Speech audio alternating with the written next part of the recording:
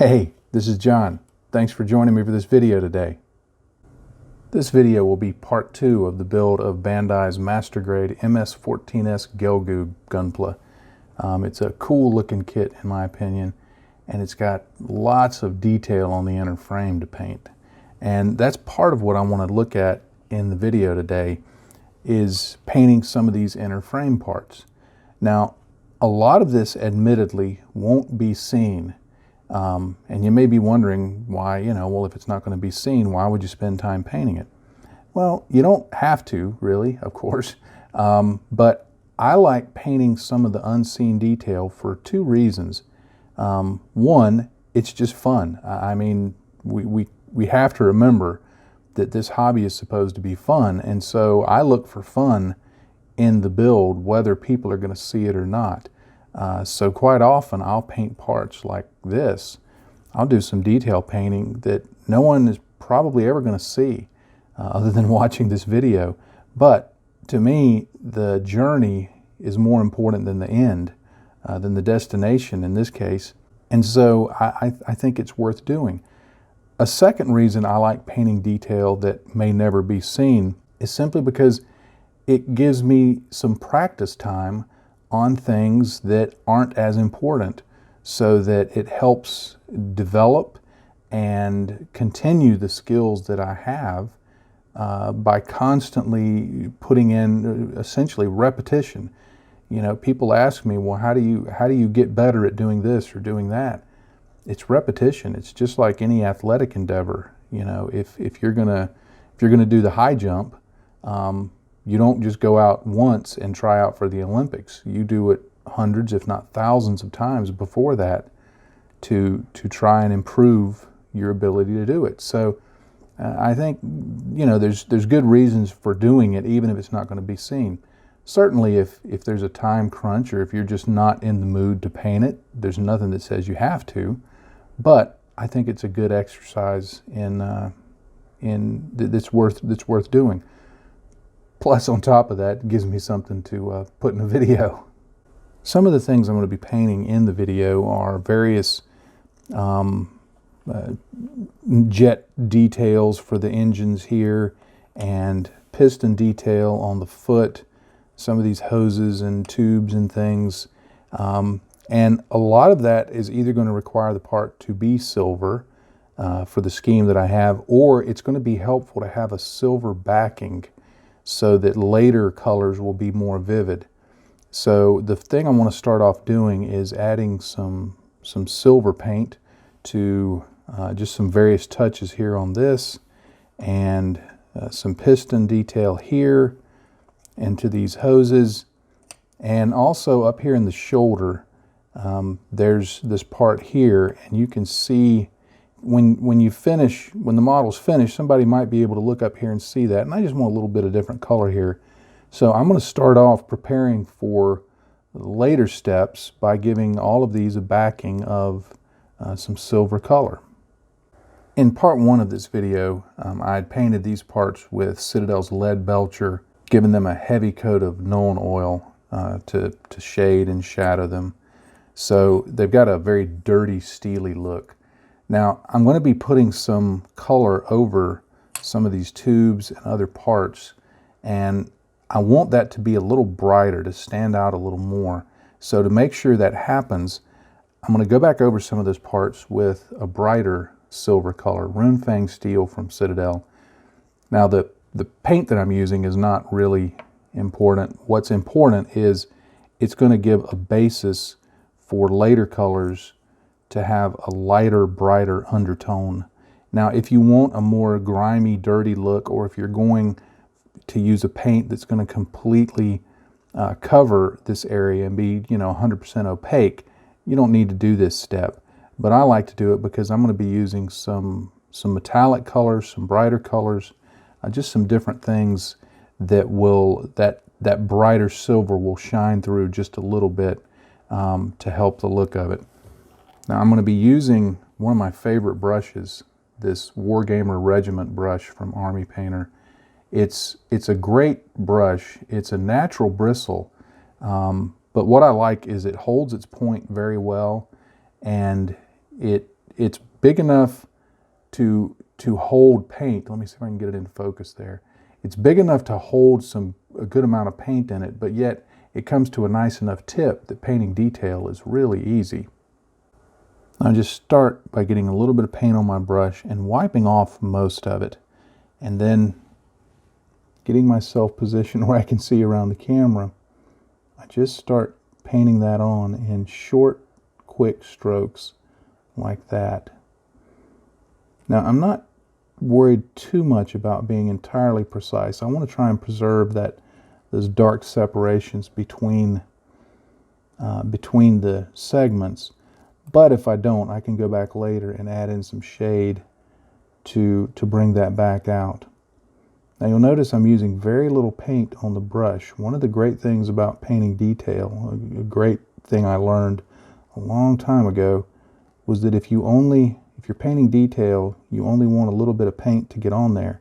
So if you only get a little bit of paint on your brush, you don't have to worry too much about getting too much on the piece that you're painting. And it would help if it's on camera and in focus. Now, you can paint the whole piece. What I'm going to do is I'm going to paint the sides and the top and leave the lower part in shadow. Now, again, nobody's actually going to ever see this, but I know it's there, and I like the practice of painting it. But what that'll do is when someone looks at it, it'll give a little bit of depth. There'll be light along the top part, and then there'll be shadow along the bottom part, so it'll give it a nice look there. And then I'm going to leave this one, not for any particular reason other than I'm just going to leave it that way, because I don't want it to be as bright. Sometimes having tonal differences in parts, especially if they're near each other, can add visual interest, because it lets the viewer wonder why, well, how come this one is a little brighter and this one isn't? So it's just a good way of adding some interest to your painting. Now on this part, I'm going to paint these sections of the hose on either side of this central section, but I'm going to leave the central section the duller color. And again, it's to provide just some tonal variation and difference, so that it makes it, in my opinion, visually interesting. You know, if everything is uniform, there's times that it looks a little odd, but if you break up uniformity, if you add some asymmetry into it, asymmetry, lack of symmetry, whatever the word is, it'll give your model a varied look, and it rewards the user. By day I'm a tech guy, so I tend to think of people in terms of users, but it rewards the viewer with something different. You know, it invites them to look deeper at the model to see what details are there that they may have missed.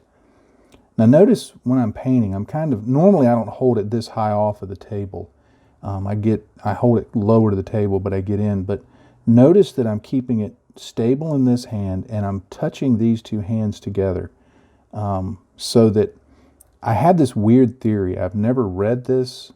I don't know if it's true, but in practical application it seems to work. I think your brain is better able to paint more precisely when it's aware of where the other hand is, and by putting these two together, I think it makes some kind of connection in the brain that, okay, they're this far apart, and it just gives me better control. At least that's my pet theory. Now, on this part right up here, you'll notice that there's some segments there, and I am overpainting those. Those are real tiny, real close together, and one, to do this on camera would be almost impossible to get in that precise for me, at least at the angle that I have it at. But two, that's an area that, okay, I could try and paint that real carefully, but for ease of use, I suppose you'd say, I'm going to try and just go back later and add some shades to that. And again, this is not going to remain silver. I'm actually going to be putting a metallic blue over this, but I want this undercoat to really help that blue pop. If you're painting detail that's going to be in an inner area or in a place that's not as easy to see, it often helps to paint high contrast, bright colors so that if somebody looks in, they'll see what it is you painted much easier. It's like when I'm painting the cockpit on some sci-fi space fighters. I'll use very bright colors, almost garish colors, that when you look at them, if I just show you the piece, you're like, whoa, that's way overdone. But when you actually look in the cockpit, you can see something, you know? And I think it fits a sci-fi aesthetic to just have some different brighter colors. And certainly within Gundam aesthetic, having some brighter, metallic, shiny colors is very much part of the canon and lore of and history of painting these models. Now on this engine part, on parts like this, sometimes I just like to paint things, details that will stand out. This is something that people will see. And sometimes I like to paint raised detail either to suggest that, you know, it's getting more light, to highlight it because it is a raised detail, or in some cases to simply make it stand out more, to give it a bit of a difference from the rest of the things around it, you know, that maybe this is some kind of different material, or it's cleaned for a certain reason more than the other parts around it. So I'll often pick little raised details like that and just go through and paint them, because when somebody looks at them, it can draw attention to them. And then once the attention is on that part, then they can be rewarded by looking around at the rest of it and seeing any other detail you've put in there. So I just pick a few little places here and there where there's detail and paint that. Another thing I love about Gunpla is the various piston detail that they put throughout the models. And this foot here has plenty of it. Some of it moves and articulates, some of it doesn't. But I like to paint the piston parts so that the piston part itself, this part here, that part there, the I guess you'd say the male part in the whole scheme of things, I like for those to be a brighter silver, because when you see those in real life, that's what they often are. Now they may have some grease and some oil on them, you know, in the scheme of things to make sure that they operate efficiently. But I like those to be silver. And then the parts that they go into, I generally like to paint those usually a red or an orange, kind of, you know, like it's a warning color. But it also just stands out. It helps draw attention to those parts. So that's something I do on just about every Gunpla I build, is I paint those piston parts. And I apologize if this is going out of focus. But I paint those piston parts so that they stand out, because again, they're areas that there's often a little bit visible. Now I don't think on this one it's going to be entirely visible, but on many of them they'll be partially visible. And you can use those spots of color to kind of draw the viewer into it. And also, if it's a darker colored suit or a more militaristic colored suit where there's not much color on it, those can add nice little splashes of color around it just to give something a little different that sets it out from the rest and makes it look pretty cool. You may have to articulate the foot or whatever part so the piston will appear. I'm going to let this dry for just a few minutes, and then I'm going to push the foot forward, which is going to expose this piston area back here, and I'm going to paint that silver. But I'm also going to paint this silver, working on the same theory that I did on the rocket nozzles, that I just want some of this detail to pop out. This should be visible. Now, I'm not doing it real neatly here because, as I keep mentioning, I'm doing it around the camera. But, you know, if you were doing it on your model, you probably wouldn't be facing that challenge. And so you do it a little neater than I'm doing here. I want to add some more colorful details now to some of those areas that I painted silver. And one of my favorite colors is this Ammo of MiG Warhead Metallic Blue. For general use, I'm not a huge fan of Ammo of MiG's colors, of their paints. They're a bit thin and they're a bit finicky to airbrush. But these metallics, I think, are some of the best paints on the market for getting a nice metallic look. So I've got some in my palette here, and all I'm going to do, and it's unthinned, I'm using it straight out of the bottle. And what I do, one of the ways that I apply this a lot of times is just to simply dab it on. It's not a super thick paint, so that shiny silver underneath is going to help make the color really pop. And so it may look like I'm brushing it on, but I'm actually making small dabbing motions as I go.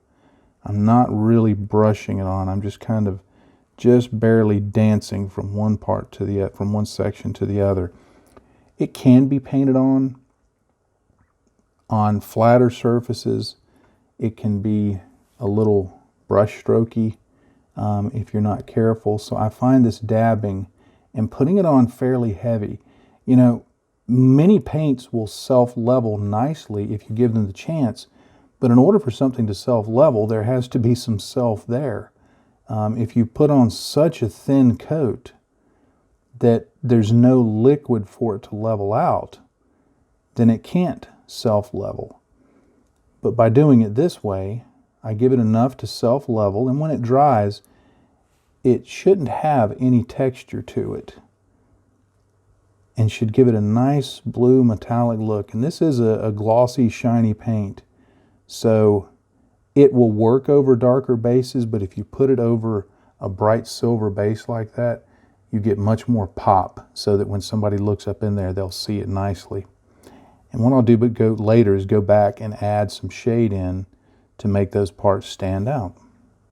Now, another area that I want to paint is this little hose here. And I want to try and keep those segments distinct and not get a lot of blue paint down in between them. But I'm just going through here. Now, you'll notice this is on the original dull undercolor. And I wanted that because I wanted that to just be slightly duller than the other parts like this. But again, this metallic blue, it really, really pops. It's a great color to have in your color arsenal. Now, to continue painting the piston detail on the foot, I'm going to use this Ammo of MiG Metallic Red. It's another great metallic color from Ammo that I highly recommend.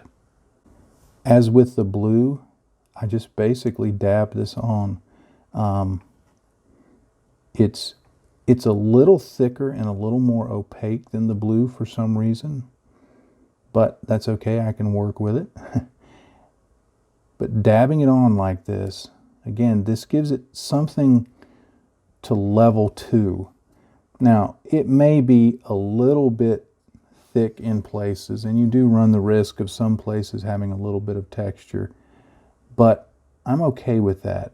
I'm not a huge proponent of trying to achieve modeling perfection because, one, I think it's an impossible goal. Somebody can always find something wrong with it. But two, I just think that sometimes we need areas that we're not trying to be perfect. You know, at work, we want to do a good job at work, and so we try and do it right all the time, and we try to not make mistakes, which at work is, you know, it makes sense. But when I'm building models, I like to give myself a little bit of grace and just accept that sometimes I'm going to make things that are less than perfect.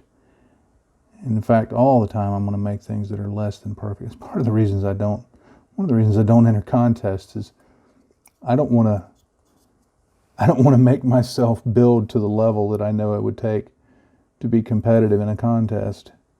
That's just a small reason for me.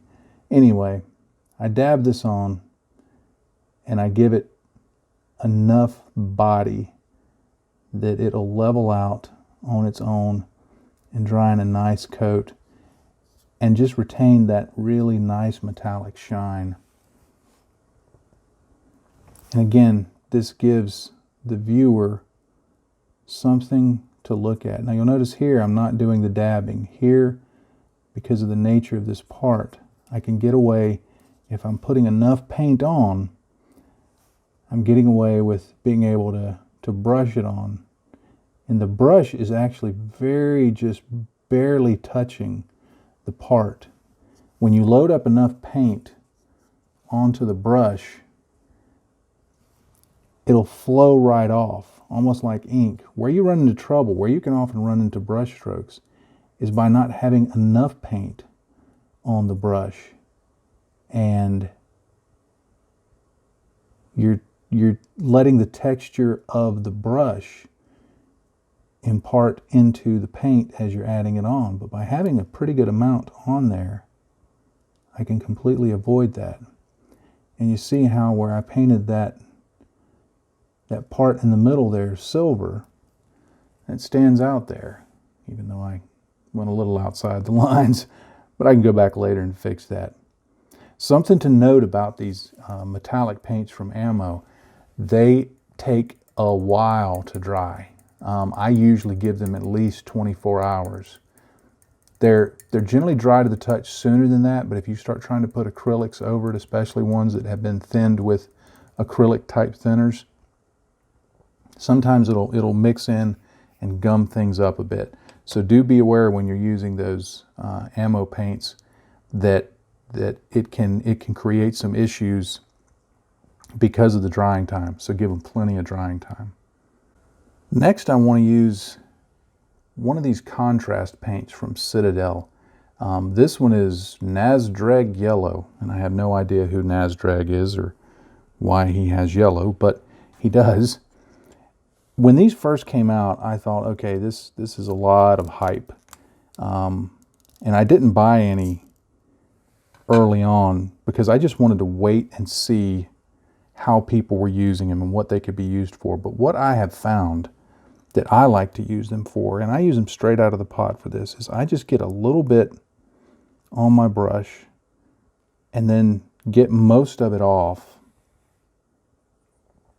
And then over metallic parts, because these are very thin, you can brush that on and get some really cool metallic effects without necessarily having to have a metallic gold or a metallic silver. Because it's fairly thin paint, it allows the undercoat to shine through nicely. So whatever textures, whatever weathering, whatever chipping, anything that you've done underneath it is going to show through really nicely. But when it dries, and it does dry matte, so if you want a glossy look, you'll have to go back later and brush on or airbrush on some gloss. But it does leave this nice metallic look because of the undercoat. So I've not used them necessarily in the way that, you know, Citadel or Games Workshop suggests, where you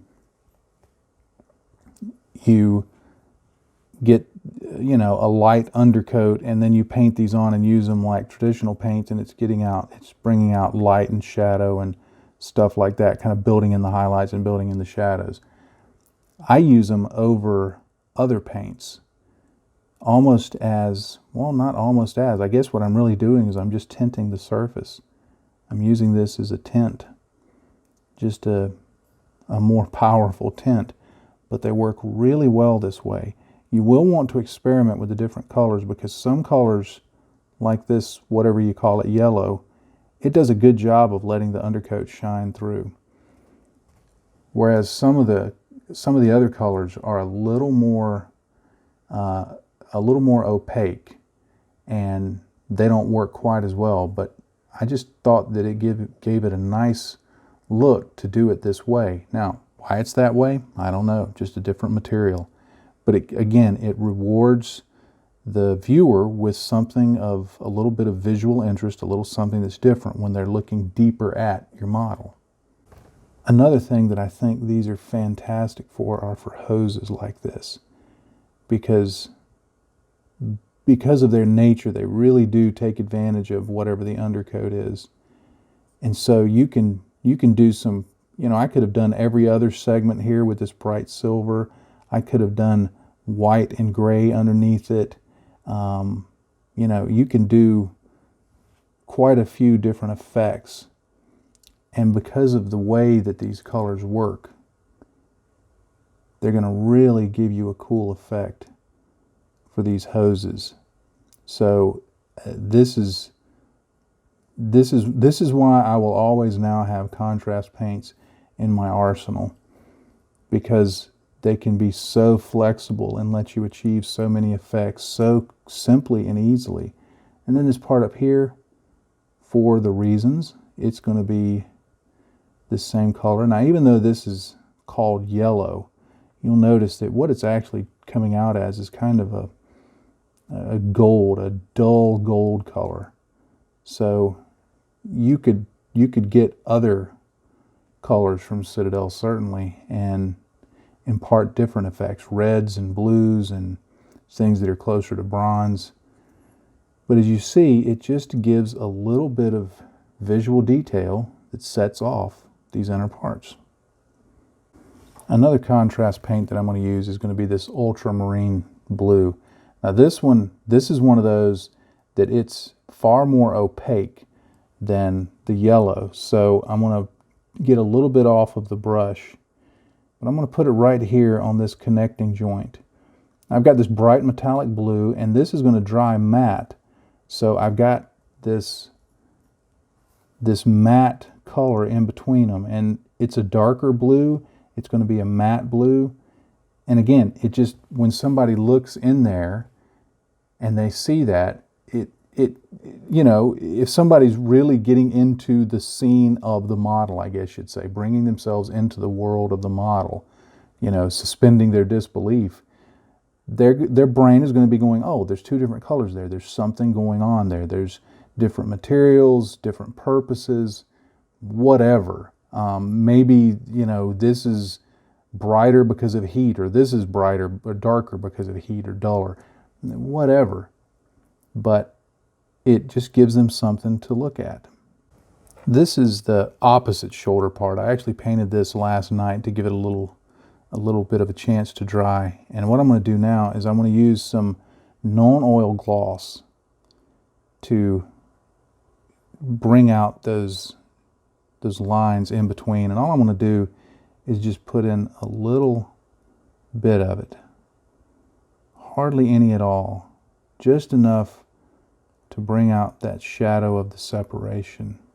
The reason I'm using gloss is if I get any on the exterior, on the blue part, it won't dull it when it dries, because there's two types of non-oil. There's gloss and matte. So by using the matte, or rather the gloss, I can make sure that those areas won't matte out if I get any over the edge. Another little thing I do, let me show this. Let me clean my brush off so I don't get the non-oil on my fingers here. But when I want to paint some fairly precise lines like this, if it will get in focus, when I want to paint something fairly precisely like those gaps between them, I'll use this brush. This is a real versatile brush. But before I use it, I'll just bring it to almost a chisel point, so that if you look at it from the side, it looks kind of frayed and nappy looking. But when you turn it that way, you've got a nice straight edge that allows you to just feed that that that paint right into that gap. So that's a little trick I use that helps me out a lot, and I don't necessarily have to have a super tiny, super pointy brush. I just make it do what I want. This is the other foot, the one that I didn't just paint on camera. I did this one yesterday so that it's had a little time to dry. And what I do with these piston parts is I get some of the non-oil, and I'm using non-oil gloss here, but you can use the matte or the gloss depending on your needs. And I just go back into where there's the separation between the red and the silver, and I just put in some of that non-oil. And what that does is it neatens up the paint line. While you want to be neat when you're painting it, you can go back later and add this in, and what it does is it'll clean up any rough edges, essentially with shading. And it also just provides some shadow, and it even gives it a little bit of a grimy look, which is okay for a piston, because if you've ever looked at a piston on a piece of machinery, you know that like right here where it goes into the other part, there's going to be some grease that collects, some grime. Now, you can't necessarily do it up here because these parts are going to articulate. You can do it at the top, but right here you can't, because if somebody, you know, if you're moving the model around, eventually it's going to have to go up or down, so you can't necessarily put in any right there. But I just go around and add this in just to kind of neaten up the lines and give a little bit of a shadow so the parts have some distinction to them. Okay, well, I had hoped in this video to actually get to painting the exterior armor parts, but the way I'm kind of proceeding with this is I just do some stuff and film it and talk about it, and when I get to somewhere in the half-hour, 45-minute range, I stop. So this seems to be a logical stopping point, but I have finished all of the interior, the frame detail pieces, all the detail painting I want to do, and hopefully this showing in detail the methodology and the reasoning behind what I do has been helpful and useful to you. Maybe it's given you a few ideas. If nothing else, it's given you a way to kill about half an hour, 45 minutes, which sometimes is okay too. But what I plan to do in the next video is move on from the inner frame painting and start working on the outer armor and painting it and getting into some of the initial weathering and maybe the decals. We'll see where it goes. But thank you so much for watching. I appreciate you, especially if you're still watching at this point in the video. Thank you. You are an Iron Man. You hang in there, and I'm grateful for that. There are links below to the various social media platforms that I'm on, and I would be grateful if you would follow me on one of those, and you know, every now and then drop a comment. I like hearing from people. I don't just put the stuff out necessarily for people just to look at. I love to hear, you know, if people have ideas on other ways to do it, or show me things that they've done, or you know, let me know if it's been helpful. I love that. That's a great encouragement to me. So please do follow me on social media, and invite your engagement. Also, if you have not already done so, please click right down here somewhere to the YouTube subscribe button, and click the little bell icon so you'll know when I have new videos coming out. I try to have, generally I try to do 2 a week. I may not always get to that goal, but generally on Tuesdays and Fridays I try to release a new video. So please click the little bell so when you know of that. And then finally, there is a link to Patreon below, and that's how I'm able to afford to do modeling, get the supplies, get the kits, try things out, demonstrate things. It's how I pay for the various pieces of equipment and online services that I use for the website. All of that makes it happen. We couldn't afford for me to do this the way I do it if it weren't for Patreon and the support of those wonderful folks. So if you like what I do and you have the ability, then certainly click on that link and look at the various levels that I offer, and see if there's something you might like to support me in. And certainly if you're currently a Patreon supporter, thank you so much for your support. It really does enable me to do what I do, and I'm most very grateful for it.